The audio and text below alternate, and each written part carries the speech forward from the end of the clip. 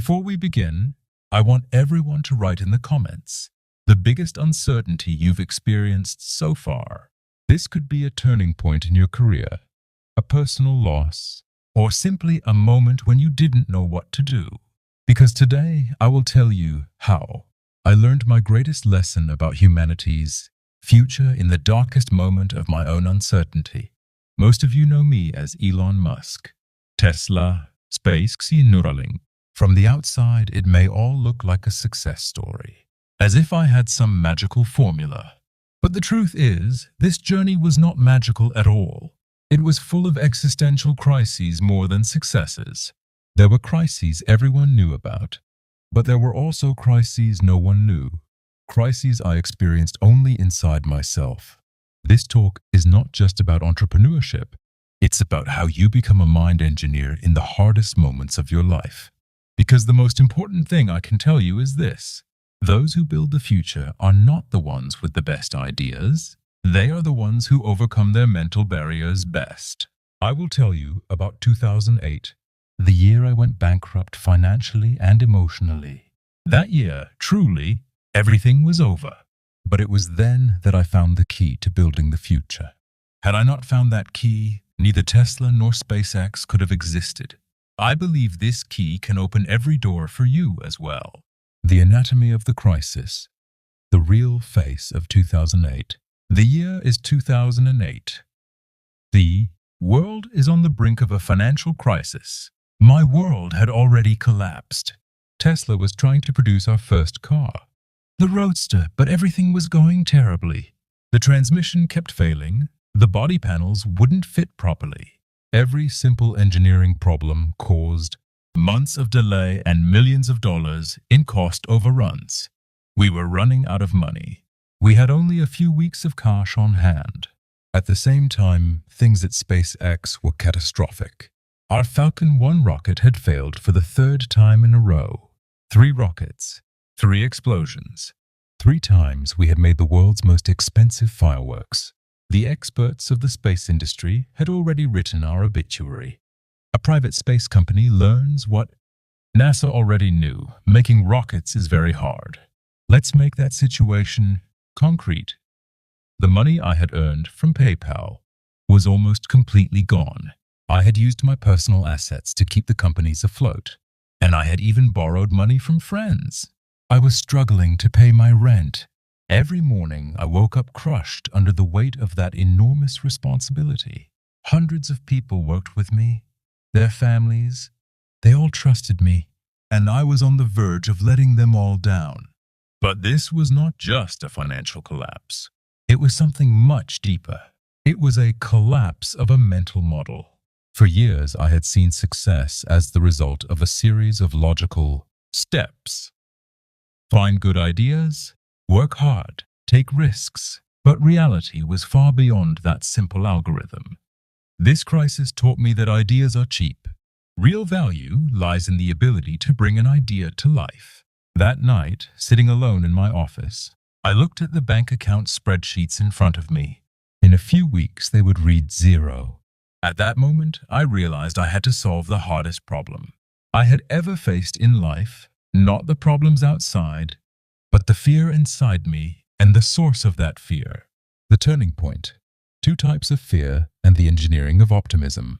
I want to describe the state of my mind at that moment. I realized there are 2 types of fear. The first is physical fear.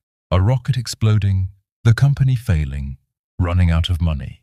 These are concrete and measurable risks. The second is ontological fear. That is, the fear of being seen by others as a fraud, a fool, or a dreamer. Worse than losing a project is the fear of losing your identity. So how do we separate these 2 fears? This is exactly where I began applying the first principles thinking method I have used for years to my own mental state. 1. Break the problem down. Why is the company failing? There is a cash flow problem. Why is there a cash flow problem? Rockets are exploding. Cars aren't being produced. Why aren't cars being produced? There are engineering problems. Why are these engineering problems happening? Because this is something that has never been done in the world before. Each rocket explosion, Each car failure was not an error, but a data point. Every explosion was like a textbook teaching us how to build a better rocket. Taoi, interpret data, not judgment. People see failure as a judgment. I am inadequate. I can't do it. That night, I stopped seeing failure as a judgment and saw it as a data point. When a rocket exploded, it didn't mean Elon is incompetent.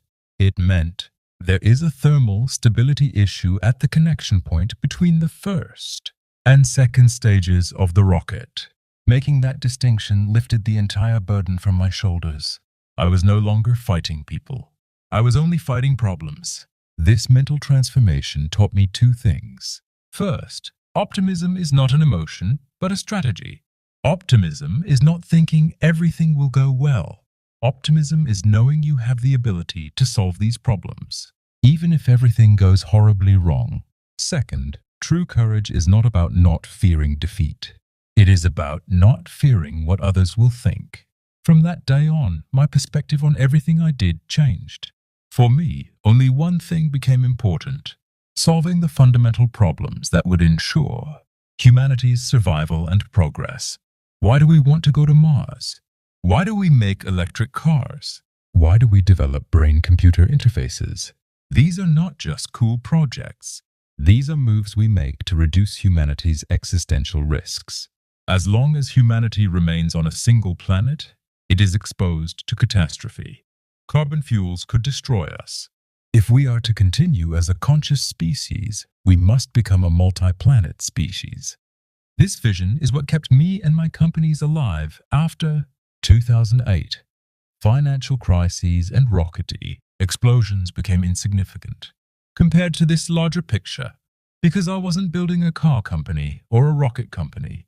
I was building a backup plan for humanity. This thinking drives us to take big risks, because small risks bring small failures, and small failures only give you small lessons. If you want to achieve a great goal, you must be willing to accept failures on the scale that the goal requires. Most people fear thinking big because big dreams carry big risks of failure.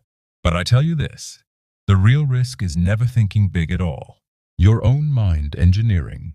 So what does this mean for you? If you are starting a business, changing careers, or just searching for direction in your life, I will give you the lessons 2008 taught me. Reject failure, embrace the data. When something doesn't work, it is not a failure, but a test result for you.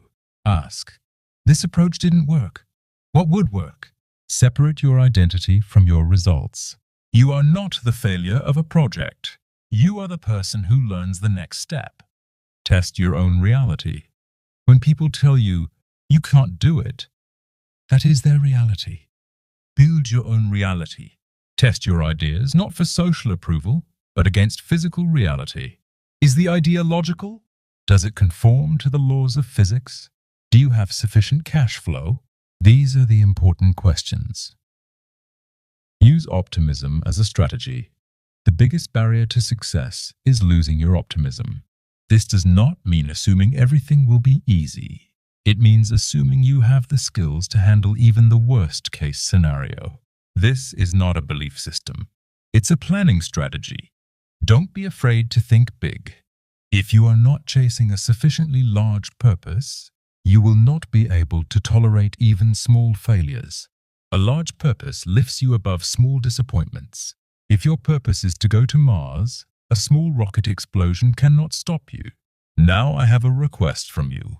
Think about which social noise in your life you want to turn off. Maybe it's a negative comment from someone you know. Maybe it's society's expectations. Share honestly in the comments, because the moment you notice that noise, you can begin to eliminate it. The real cost of courage. Today, Tesla's and SpaceX's success stories are talked about. But I remember the most valuable lesson. Beneath those successes, real success is staying true to your vision even in the greatest adversity. It may seem easy for someone like me to take risks. I have companies worth trillions. But I was once an entrepreneur who had trouble paying rent. And the most important thing, I learned during that period is that money or reputation can never replace personal courage. Remember this: success is not avoiding failures. Success is failing correctly, in the right things, in the right way, and at the right speed. Every smart failure increases your capability. After each lesson, you become a stronger version of yourself. The most important successes in your life are waiting behind failures you have not yet experienced. The important question is whether you have the courage to seek out those failures. I hope this talk helps you understand that most of life's biggest problems are often within ourselves. When you free yourself from your fears, you will see how fake the word impossible really is. Share this video with a friend who waits for approval from others and who has put their life on hold. Help them free their potential. Subscribe for more in-depth thinking and philosophies that stay connected to reality. Remember, your greatest power appears the moment you free yourself from other people's expectations